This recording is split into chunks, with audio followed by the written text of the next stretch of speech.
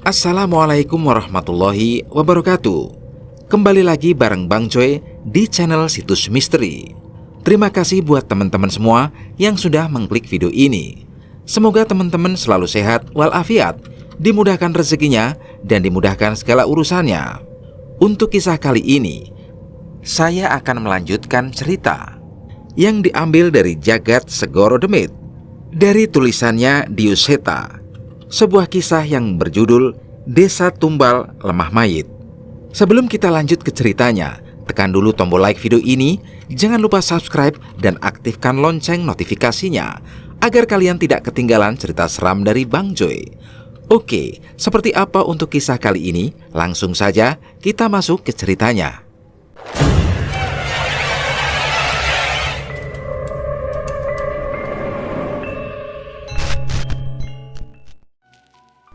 Kepala seorang manusia tersaji di sebuah kuil batu yang terlihat sangat kuno. Ada beberapa nampan sesajen mengelilingi kuil itu. Seolah warga desa sudah biasa dengan keberadaan kepala manusia di sana. Malam ini acara untuknya. Kita akan mengantarnya menuju kesempurnaan. Asri berkata dengan senyum, seolah tak ada yang aneh dengan keberadaan kepala manusia itu. Begitu banyak tanya berputar di kepalaku. Sudah begitu banyak hal aneh terjadi beberapa tahun terakhir di tanah Jawa. Sebagian besar berhubungan dengan hal mistis yang mulai digemari lagi oleh orang-orang. Namun apa yang terlihat di hadapanku saat ini benar-benar masih tidak masuk di nalarku. Kenapa tidak dikubur? Mengapa kepalanya saja? Tanyaku dengan sedikit ragu. Asri tersenyum dan menarik lenganku untuk melanjutkan perjalanan. Nanti malam saja Asri ceritain, biar Mas Diptang lihat langsung upacaranya, daripada bingung. Balas Asri yang kembali mengajakku menikmati perjalanan kami menuju rumah. Alah, sudah pulang, Le? Sambut Mbah Yasmin yang tengah sibuk mengurus tanaman di halamannya walau langit sudah mulai redup. Iya Mbah, sini saya bantuin Mbah, ucapku sambil membantunya memberi pupuk pada taman di sekitar rumahnya. Setelahnya, Mbah Yasmin membawa sebuah ember dan menyirami tanaman itu dengan air. Tunggu, itu bukan air. Hidungku mencium bau yang cukup aneh. Cairan itu terlihat kental dan berwarna coklat pekat dan sedikit berbau amis. Itu apa, Mbah? Oh ini biar tanamannya subur, balas Mbah Yasmin. Aku menatap ke wajah Mbah Yasmin, berharap ada penjelasan lain darinya. Namun ia tidak meneruskan penjelasan itu. Tanaman hias seperti ini tidak menghasilkan buah atau sesuatu yang berguna.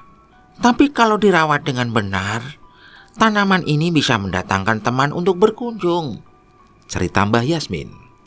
Aku menganggap cerita Mbah Yasmin itu sebagai harapan bahwa tanaman ini akan tumbuh dengan indah dan memancing perhatian tetangga yang lain. Di rumah Mbah Yasmin ada sumur yang telah dipasangi pompa manual. Sebelum mandi, mau tidak mau aku harus mengisi bak air dengan memompa sumur dan memindahkan airnya ke bak. Cukup melelahkan di awal, namun sepertinya aku masih bisa terbiasa dengan hal ini. Apalagi saat aku menyadari bahkan seorang Mbah Yasmin pun masih melakukan hal ini. Di meja makan sudah tersedia singkong rebus dan segelas teh yang masih hangat. Mbah Yasmin mengatakan bahwa malam ini kita akan menikmati acara warga desa. Di sana banyak makanan berlimpah. Aku mengerti maksud Mbah Yasmin, namun di saat bersamaan pula, aku mengingat keberadaan kepala manusia itu.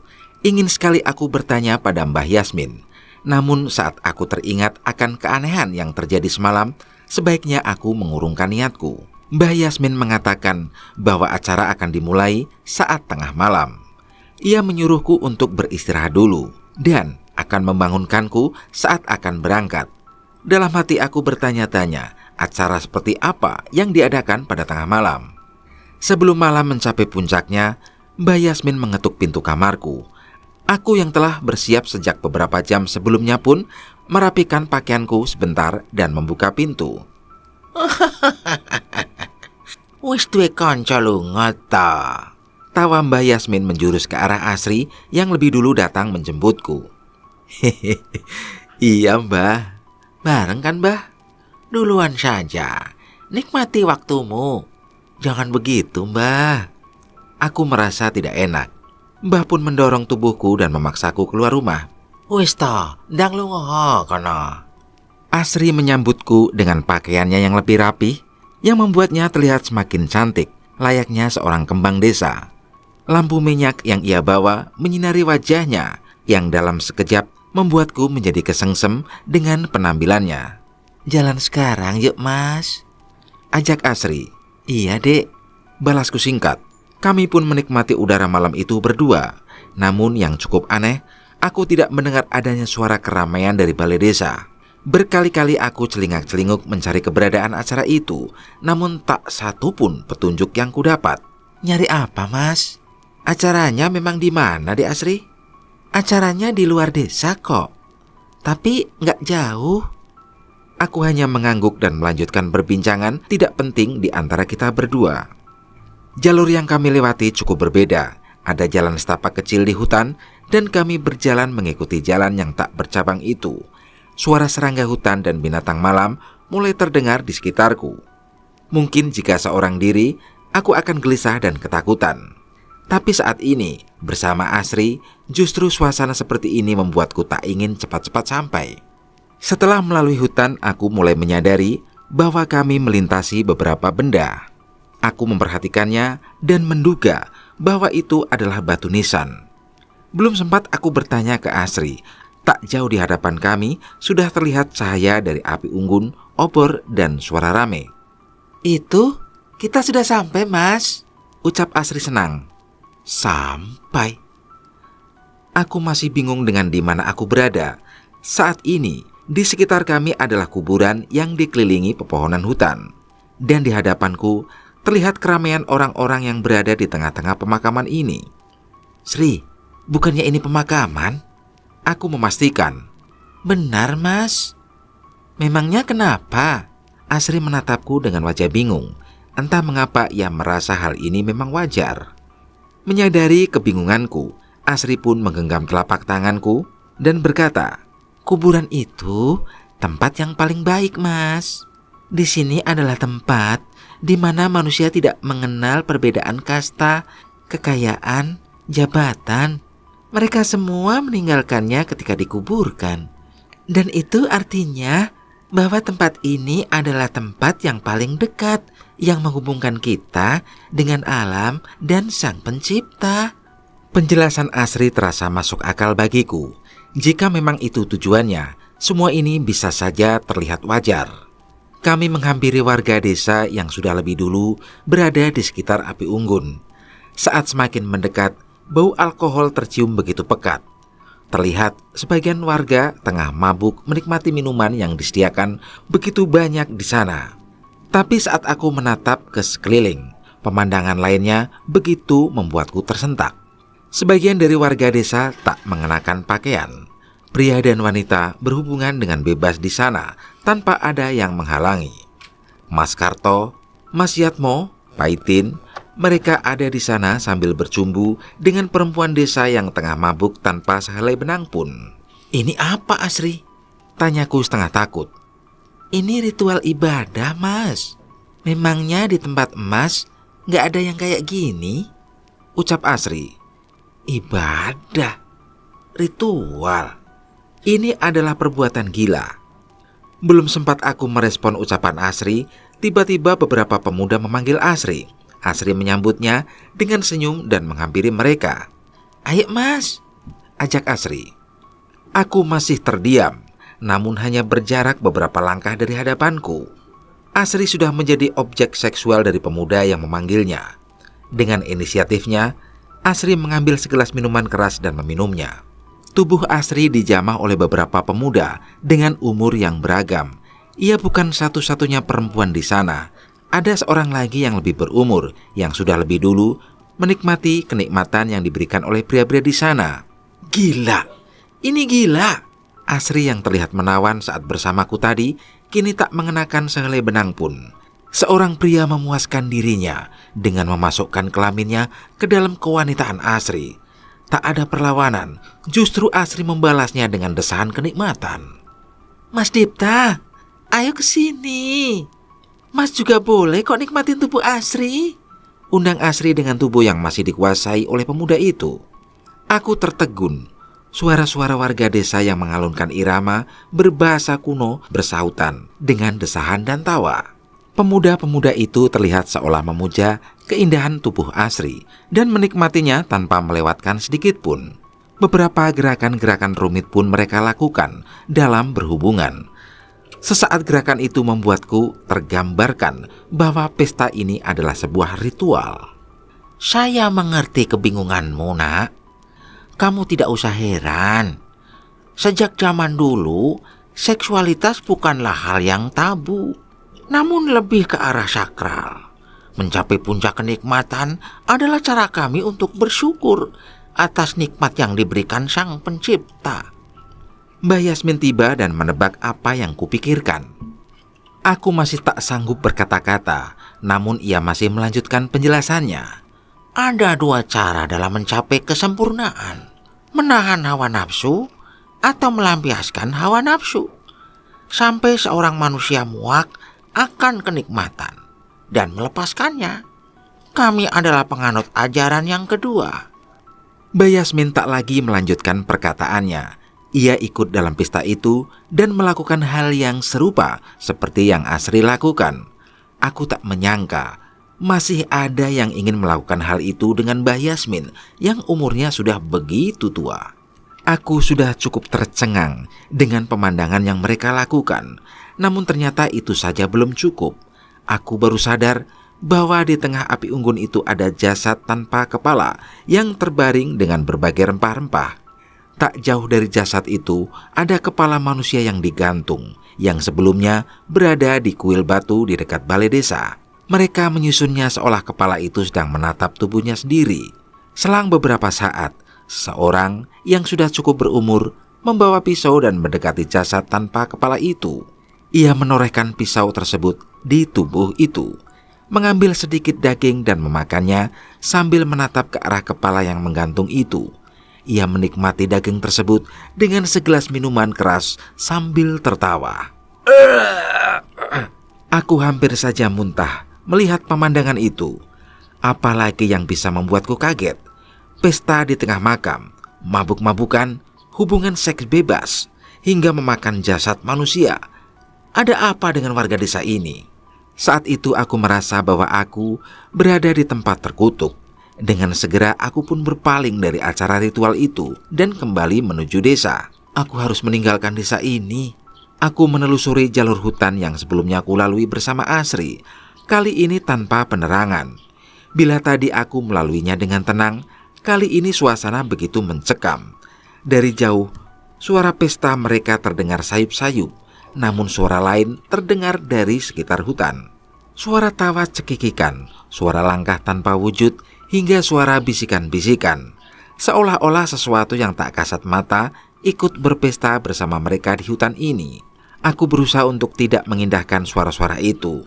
Namun semakin bertambahnya rasa takutku, semakin terlihat sosok-sosok bayangan yang seolah mengerubungiku. Cahaya obor mulai terlihat dari jauh. Aku hampir bernafas lega ketika menyadari desa sudah berada di hadapanku. Namun aku kembali merasakan perasaan saat pertama memasuki desa ini. Sepi, tak ada satupun orang di desa. Pasti semua warga desa berkumpul di ritual itu. Dengan tergesa-gesa aku menuju rumah Mbah Yasmin untuk mengemasi barang-barangku. Tidak ada alasan untukku tinggal di desa yang gila seperti ini. Cara mereka memperlakukan mayat, berpesta dengan minuman keras, dan berhubungan badan, hingga memuja sosok yang tak masuk akal. Aku harus segera pergi. Aku tersentak kaget saat hampir saja selesai mengemasi barang-barangku, pintu rumah Mbah Yasmin tertutup dengan sendirinya. Saat itu rasa merinding yang kurasakan semakin menjadi-jadi. Seketika suasana menjadi berbeda dari sebelumnya. Sesuatu mendekat, itu adalah suara gendang yang dipukul oleh seseorang. Seketika aku teringat akan penari tanpa kepala yang menari berkeliling desa semalam.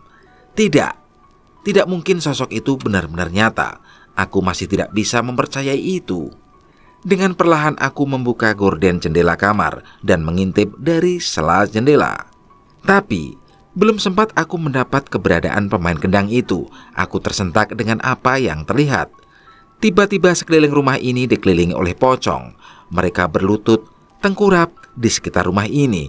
Aku memperhatikannya dan menyadari bahwa mereka menjilati tanah di sekitar tanaman Mbok Yasmin. Itu adalah tanah yang disirami oleh cairan aneh berwarna hitam pekat itu. Jangan-jangan mereka adalah teman yang dimaksud oleh Mbok Yasmin. Suaraku saat terjatuh terdengar oleh mereka. Dari tempatku berada, terlihat dari sela jendela adanya sosok pocong yang mendekat ke arah jendela kamar ini. Aku tak mampu menahan rasa takutku. Dengan susah payah, aku menyeret langkahku dan bersembunyi di balik lemari. Daun jendela pun terbuka dengan sendirinya. Bau bangkai semakin menyengat. Aku yakin pocong itu sedang menatap seisi kamar ini dari luar sana. Aku hanya bisa meringkuk berharap pocong itu tidak menyadari keberadaanku. Saat bau bangkai itu mulai pudar, aku memberanikan diri meninggalkan persembunyianku dan meninggalkan kamar. Aku tak ingin pocong-pocong di luar itu menyadari keberadaanku. Kukunci pintu kamar rapat-rapat dan mengatur nafasku. Kowe rak semestine ana ning kene le. Kamu gak seharusnya ada di sini, Nak. Di tengah kekalutanku, tiba-tiba terdengar suara nenek di ruangan tengah. Aku menoleh ke arah suara itu, dan kali ini di depan cermin tua milik Mbah Yasmin, terlihat seorang nenek dengan wajah yang begitu tua sedang menyisir rambut putihnya yang panjang di sana.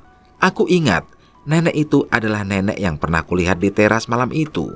Awalnya aku masih berharap bahwa nenek itu adalah seorang manusia, mungkin saja kerabat dari Mbah Yasmin. Namun saat aku melihat pantulan dari cermin, terlihat jelas wajah sebenarnya dari nenek itu. Mukanya hitam dan penuh dengan borok. Aku benar-benar ketakutan, tak mampu membayangkan apa yang akan terjadi pada diriku di malam ini. Tapi saat itu, tiba-tiba aku mendengarkan suara dari luar. Bilang saja kamu mau ikut ke ritual, ya kan? Aku cuma mau mastiin setan apaan di sana. Ngapusi. Bilang aja mau lihat perempuan nggak pakai baju di sana. Aku mengingat salah satu suara mereka itu adalah suara Pandu. Saat itu, aku berlari ke arah pintu ingin menghampiri mereka. Pintu terkunci. Biar bagaimanapun aku mencoba untuk keluar, tapi tetap saja tidak bisa dibuka. Ning jowo bahaya lo le. Di luar bahaya lo, Nak. Nenek mengerikan tadi pun menoleh ke arahku yang masih berusaha membuka paksa pintu rumah ini. Enggak, aku enggak mau ada di desa ini, teriakku. Aku wis ngandani lo le. Pintu pun terbuka. Aku sekuat tenaga berlari ke arah dua pemuda yang salah satunya adalah Pandu yang ketemui di dekat komplek pemakaman yang terlupakan di desa. Pandu, tolong, teriakku. Lah, Dipta? Pandu cukup heran melihat kedatanganku, namun entah mengapa aku merasakan raut wajah sedikit lega di wajahnya. Ini desa apa, Pandu? Kenapa banyak setan? Dan di desa ada ritual. Tunggu. Pandu, sejak kapan nama kamu jadi Pandu? Tanya seorang pemuda yang berjalan bersama Pandu itu. Udah, diam aja. Di desa begini kan gak mungkin aku ngasih tahu nama asli. Takutnya Mas Dipta terbawa juga dengan mereka, jelas Pandu. Tunggu, aku sedikit mencerna perkataan Pandu itu. Apa ini artinya Pandu bukanlah nama sebenarnya dari pemuda itu? Namanya Cahyo, Mas. Kalau saya Danan. Bener juga kata Cahyo. Penduduk desa ini memiliki kepercayaan yang berbeda. Ada baiknya menjaga informasi diri kita. Dari cara mereka bersikap dan tak gentar dengan setan-setan di sekitar tempat ini, aku yakin mereka bukan orang biasa. Nan, Cahyo memberi isyarat pada Danan sambil melempar pandangan ke arah rumah Mbah Yasmin. Mereka jelas melihat pocong-pocong yang menjilati cairan yang disiramkan oleh Mbah Yasmin maghrib tadi. Danan mengangguk. Ia berjalan ke arah rumah Mbah Yasmin dan meletakkan tangannya di tengah halaman. Ayat-ayat suci pun dilantunkan bersama doa-doa yang sedikit ku mengerti. Dari situ aku yakin bahwa Danan bukanlah bagian dari warga desa ini. Saat itu seketika bau bangkai tercium dengan begitu menyengat. Tiba-tiba perhatian pocong-pocong itu mengarah ke Danan, dan ternyata bukan itu tujuan Danan. Tanah di halaman rumah Mbah Yasmin bergerak, seolah ada sesuatu yang ingin memberontak keluar dari tanah. Saat itu Danan melepaskan tangannya dan mundur. Sebanyak ini? Danan kaget dengan apa yang dilihatnya. Hampir seluruh tanah halaman Mbah Yasmin bergetar, dan sudah ada beberapa kain kafan yang menyeruak keluar. Cahyo menggeleng melihat pemandangan itu. Apa itu, Mas?" Tanyaku. "Untung kamu cepat pergi. Penghuni rumah ini sudah mengoleksi puluhan mayat di halaman rumahnya," ucap Cahyo. Jantungku berdegup mendengar perkataan Cahyo saat itu. Puluhan mayat? Yang benar saja. Untuk apa Mbah Yasmin melakukan itu? Terus gimana, Mas?" Tanyaku. Cahyo menoleh ke arah Danan memberi isyarat, menanyakan apa yang akan dilakukan. "Sepertinya nggak bisa malam ini. Kita mundur dulu," balas Danan. "Payah. Harusnya seorang Danan itu ahli meruat. Masalahan segini aja nggak bisa," ledek Cahyo. "Sabar. Kalau Danan yang kamu kenal bisa, masa aku enggak?" Cahyo membalas jawaban itu dengan menepuk bahu Danan dan mengajaknya pergi. Aku tidak mengerti dengan apa yang mereka perbincangkan, namun aku mulai bisa menebak maksud keberadaan mereka di desa ini. Kami pun pergi menjauh dari rumah Mbah Yasmin. Saat itu, aku benar-benar was-was dan tak bisa menahan untuk tidak menoleh ke belakang. Aku bergidik ngeri melihat halaman rumah Mbah Yasmin dipenuhi sekumpulan pocong yang menampakkan dirinya. Sayangnya tidak hanya rumah Mbah Yasmin. Hampir di setiap rumah terdapat makhluk-makhluk dengan wujud mengerikan yang meninggali halamannya. Desa ini sudah seperti tempat tinggal ternyaman untuk mereka. Mas Cahyo dan Mas Danan mengajakku melintasi pemakaman di mana terdapat berbagai batu nisan. Berbeda dengan pemakaman di tengah hutan, batu nisan di pemakaman ini menggambarkan bahwa jasad yang dikuburkan menganut ajaran agama. Walau berbeda-beda, setidaknya mereka percaya kepada Tuhan Yang Maha Esa. Mungkin karena itulah pemakaman di sini tidak diurus hingga ditumbuhi ilalang yang tinggi. Ada sebuah gubuk tua yang dirapikan dengan sederhana. Tak jauh dari pemakaman, sepertinya disinilah Cahyo dan Danan beristirahat. Kalau bisa melihat sisi sebenarnya dari desa itu, tidak heran mereka berdua lebih memilih untuk tinggal di sini. Saat itu Cahyo dan Danan menanyakan bagaimana aku bisa tersesat di tempat ini. Aku pun menceritakan tentang bagaimana niatku meninggalkan ibu kota dan pulang ke kampung. Namun tiba-tiba aku tersesat di tempat ini setelah diantar bus misterius itu. Menurut Cahyo, apa yang terjadi padaku adalah pengaruh dari uang yang kugunakan. Uang itu berasal dari desa ini, dan secara misterius, uang itu akan menuntunku untuk sampai ke desa ini. Itu adalah maksud dari orang yang memberikan uang itu. "Memangnya Mas tidak merasa aneh? Ada orang yang memberikan uang sebanyak itu, apalagi dengan cuma-cuma?" tanya Danan. "Pasti, tapi namanya butuh, Mas." "Lantas, apa artinya mereka memberikan uang ini dan akan tiba di desa ini juga?" tanyaku. "Bisa iya, bisa juga enggak. Tapi biasanya cuma si penerima uang pertama yang menjadi incaran," balas Cahyo. Aku sedikit lega. Aku tak ingin membayangkan bahwa Elang akan tiba di desa ini dan mengalami nasib yang sama sepertiku. Cahyo pun mulai menceritakan tentang wujud sebenarnya dari desa ini. Desa tersembunyi yang menurut Cahyo menjadi tempat yang bisa disebut sebagai penghasil dedemit.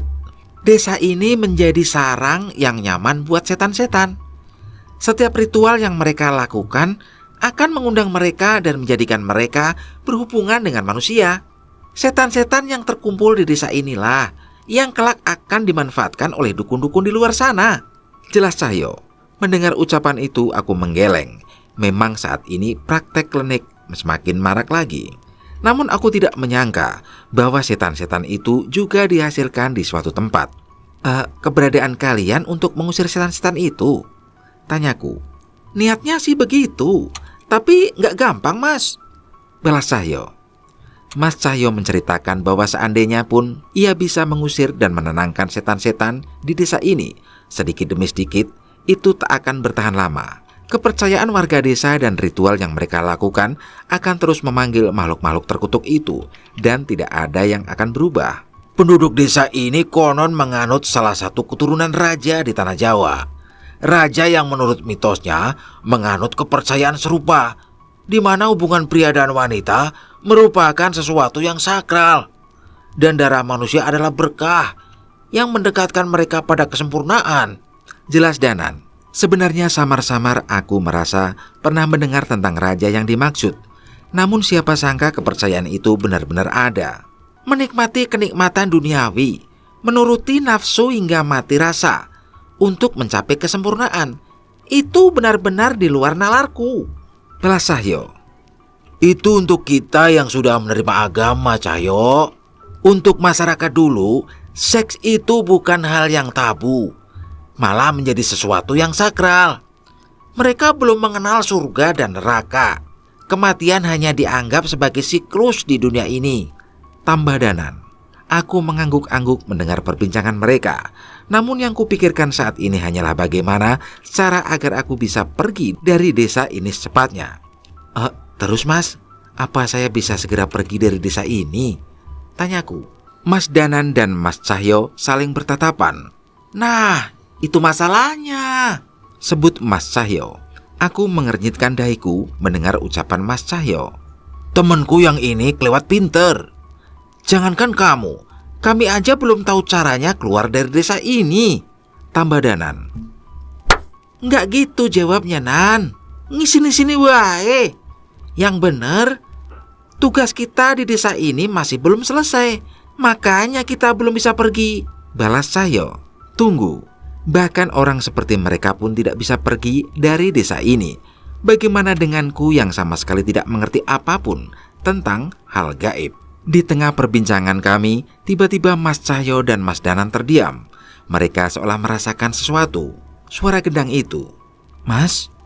Aku menoleh ke arah Mas Cahyo. Namun ia memberi isyarat jari ke arahku untuk diam. Shh.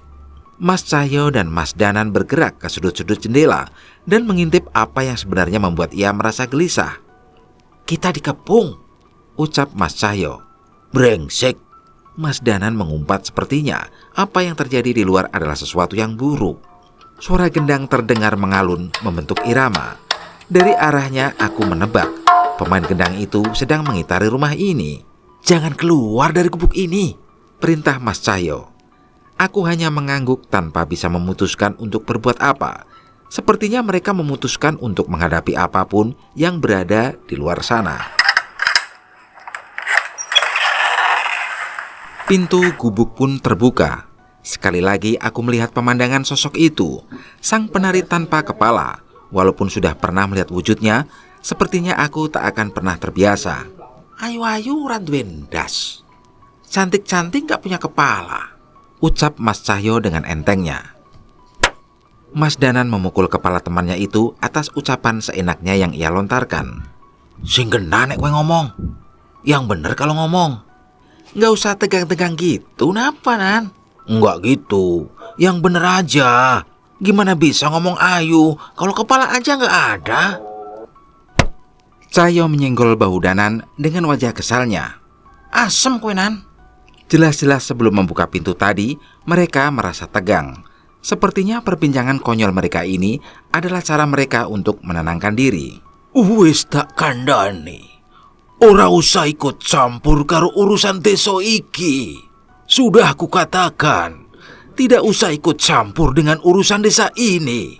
Suara seorang kakek terdengar dari salah satu tempat.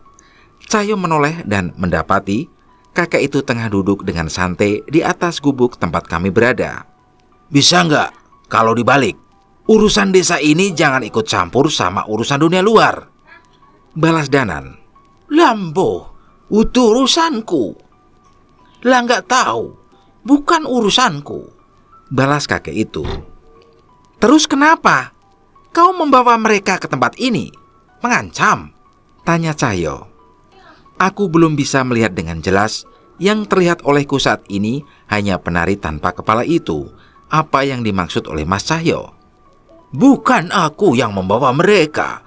Saya cuma jasa penari demit keliling, enggak lebih, balasnya. Kalian orang-orang baik.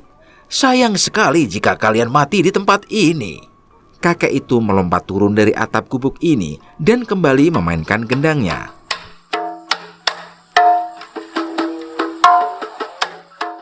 Ia mengajak teman penari tanpa kepalanya itu kembali menari melintasi ilalang-ilalang tinggi di pemakaman. Suara itu menghilang perlahan beberapa saat setelah wujudnya menghilang dari pandangan kami. Namun Mas Danan dan Mas Cahyo masih terlihat cemas. "Mas, penari itu sudah pergi?" tanyaku yang memberanikan diri untuk keluar. Namun tepat saat aku meninggalkan gubuk, wajahku pucat seketika. Gubuk ini dikepung oleh kepala-kepala tanpa tubuh yang melayang-layang. Sebagian kepala itu sudah membusuk dan beberapa di antaranya mengenakan sanggul ataupun perhiasan yang menandakan bahwa kepala itu pernah hidup di zaman kerajaan. "Oh, Mas Cahyo," ucapku gemetar. "Jaga kesadaranmu, Mas Dipta. Jangan jauh-jauh dari kami," balas Mas Cahyo. Saat ini yang ada di hadapanku adalah kepala-kepala manusia yang melayang, tertawa, menangis, mengancam, hingga menjerit kesakitan. Suara-suara itu terngiang-ngiang di telingaku, seolah hendak merebut kesadaranku. Berbeda denganku, Mas Cahyo dan Mas Danan justru mengambil posisi duduk dan bersaut-sautan, melantunkan ayat-ayat suci yang menggema hingga ke sekitar tempat ini. Kepala-kepala itu pun tak berani mendekat. Suara-suara mengerikan yang meneror kami perlahan semakin berkurang, berganti dengan suara Mas Danan dan Mas Cahyo yang dengan khusyuk melantunkan amalannya. Sesuatu jatuh di dekatku dengan suara keras. Aku pun menoleh dan mencari tahu benda apa yang bisa jatuh dengan suara sekeras itu, dan aku menyesal. Seharusnya aku sudah menyadarinya. Kepala! Kepala itu mulai berjatuhan di sekitar kami. Teriakan, tawa, tangis yang meneror kami pun berganti dengan suara hujan kepala yang berjatuhan di sekitar kami. Sudah selesai. Mas Cahyo selesai dengan amalannya dan kembali berdiri. Ia menggeleng melihat pemandangan kepala-kepala yang berserakan di sekitar kami. "Mas, ini gimana?" tanyaku. "Ya gimana lagi? Kita kubur biar nggak gentayangan lagi," jawab Mas Cahyo. "Mengubur kepala-kepala ini?" Aku menoleh ke salah satu kepala dan kepala itu sudah membusuk dan mengeluarkan bau yang menyengat. Aku menahan muntah saat melihatnya. Namun benar ucapan Mas Cahyo, kami harus menguburnya dengan layak. Saat Mas Cahyo memulai menggali sebuah lubang di dekat pemakaman, Mas Danan justru menoleh ke satu arah. Ia seolah merasakan sesuatu yang membuatnya tidak nyaman. "Kamu ngerasain juga?" tanya Mas Cahyo. "Iya, kita nggak boleh lengah. Kepala-kepala ini cuma peringatan untuk kita," balas Mas Cahyo sambil mulai menggali. Mas Danan mengangguk sepakat. Ia juga mulai mengumpulkan kepala-kepala yang berserakan itu.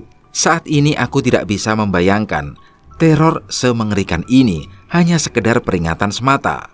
Apa yang sebenarnya ada di balik kejadian malam ini, apalagi yang bisa ia lakukan kepada kami.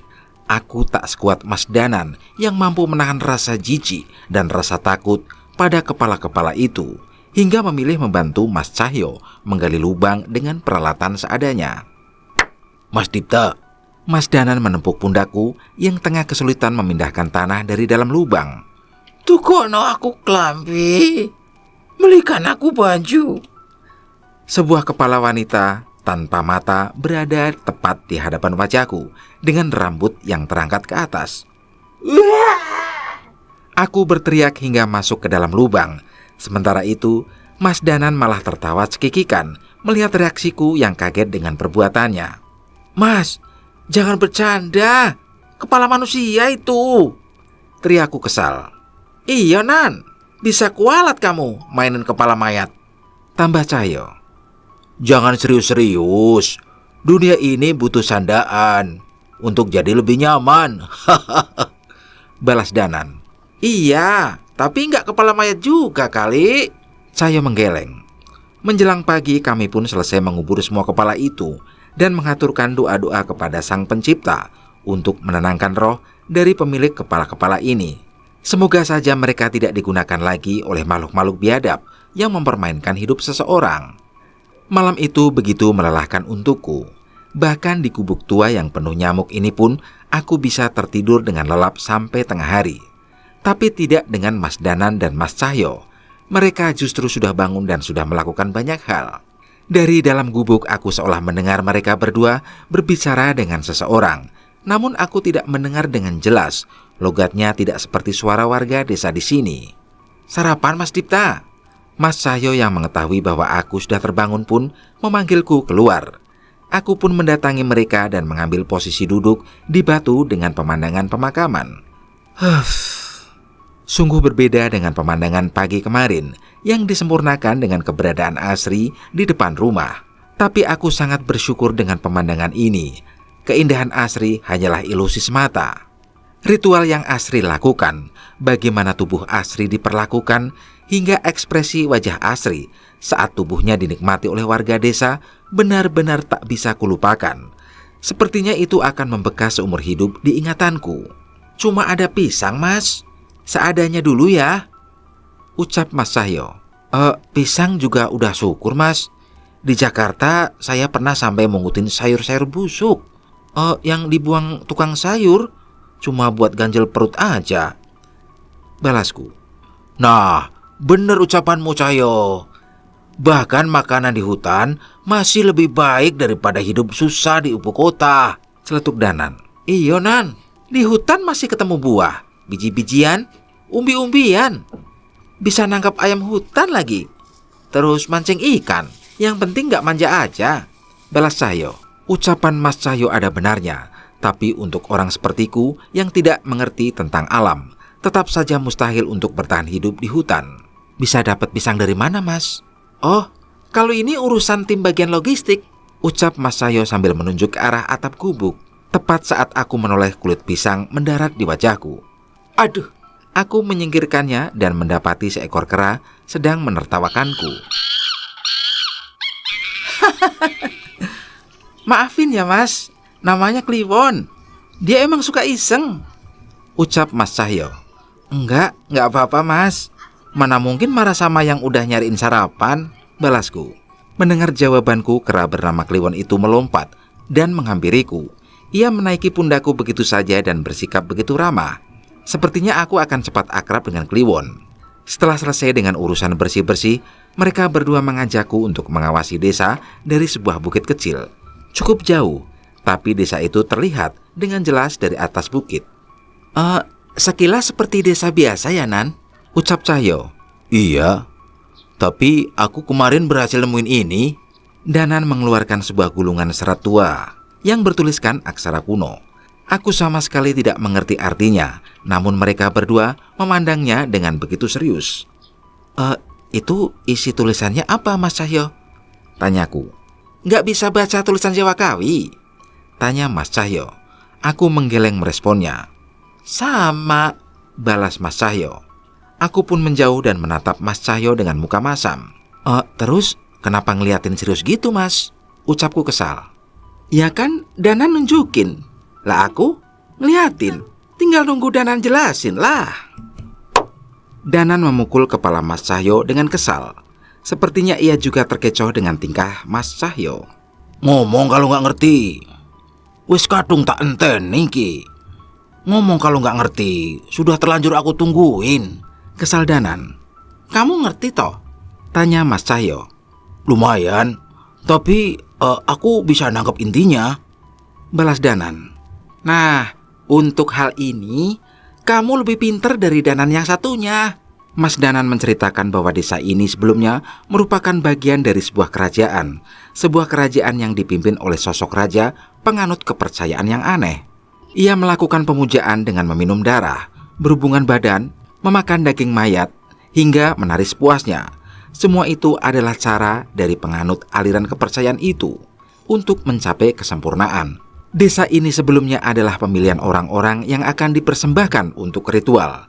Dan di desa ini juga mayat-mayat sisa ritual dibuang dan dikuburkan. Saat itu, warga kerajaan menyebut tanah ini dengan nama Lemah Mayit atau Tanah Mayat. Layaknya sebuah karma, kerajaan itu hancur dan dikalahkan saat sang raja dan petinggi-petingginya sedang terbuai oleh kenikmatan dan menikmati ritual yang rutin mereka jalankan. Walau sudah dikuasai oleh kerajaan lain, tak ada satupun orang yang mau mendekat ke Lemah Mayit ini. Selang cukup lama, zaman kerajaan mulai berganti. Tanah ini mulai dihuni oleh orang-orang yang tidak mengetahui mengenai apa yang terjadi di tempat ini sebelumnya. Mereka membangun peradaban dan membawa kepercayaan dan agama masuk. Desa ini sempat menjadi tempat yang damai, dan mulai melupakan masa lalunya sebagai lemah mayit. Namun sebuah kejadian merubah segalanya. Ada sebuah keris yang tiba-tiba jatuh di desa ini. Salah seorang sesepuh desa dipercaya untuk menyimpan keris itu dan mencari tahu tentangnya. Namun ternyata hal itu menjadi awal mula di mana masyarakat desa mulai meninggalkan kepercayaannya. Keris itu mempengaruhi sesepuh desa dan menunjukkan tentang aliran kepercayaan sang raja yang terlihat sebagai cara menyenangkan untuk mencapai kesempurnaan. Ia dituntun menemukan pemakaman yang menjadi pusat kesakralan lemah mayit. Sedikit demi sedikit, kepercayaan desa semakin terkikis. Mereka mulai kembali menganut kepercayaan yang sama dengan sang raja di masa itu. Saat itulah roh-roh penasaran yang bersemayam di tanah itu bangkit dan mendapatkan makanan mereka. Roh itu berdampingan secara tidak langsung dengan warga desa. Seolah mendapatkan pencerahan semu, mereka merasa mendapatkan hidup yang bahagia dengan memuja sosok-sosok yang mereka kira sebagai sisi gelap sang raja. Namun pada kenyataannya, mereka diperdaya oleh sosok yang mengatasnamakan itu. Gulungan lontar ini ditulis oleh warga desa terakhir yang masih bertahan dengan kepercayaannya terhadap sang pencipta. Ia bahkan mengasihkan diri di gubuk ini agar tidak terpengaruh oleh warga lain. Jelas Mas Danan. Kamu dapat itu dari mana? Tanya Mas Cahyo. Lokasi ritual kemarin, kan udah dibilang. Aku cari informasi. Balas Danan dengan muka sedikit sombong. Ia menceritakan bahwa gulungan itu sebenarnya diletakkan di tempat yang mudah ditemukan. Namun sang penulis tahu bahwa mereka yang datang dengan membawa hawa nafsu tidak akan berniat pada gulungan itu, hingga gulungan itu bertahan selama berpuluh-puluh tahun di sana. Mas Cahyo terlihat berpikir keras. Sepertinya ia sedang berusaha menjahit sesuatu di pikirannya. Akhirnya ketemu, ucap Mas Cahyo tiba-tiba. Ketemu apa Mas? Tanyaku. Cahyo tidak menjawabku, ia justru berpaling ke arah Danan. Tidak salah lagi. Keris itu pasti pusaka mayit yang membunuh Pak Le. Kalau kita bisa menghentikan ritual itu kembali terjadi, kekuatan keris pusaka mayit itu pasti akan berkurang, ucap Mas Cahyo. Aku benar-benar tidak mengerti dengan apa yang Mas Cahyo katakan. Namun aku sedikit menduga bahwa apa yang mereka bahas mungkin ada hubungannya dengan semakin meluasnya bencana gaib yang dulu menyebar sangat masif hingga saat ini. Keris pusaka mayit. Benda itu terdengar begitu mengerikan. Semoga saja aku tidak pernah berurusan dengan benda itu.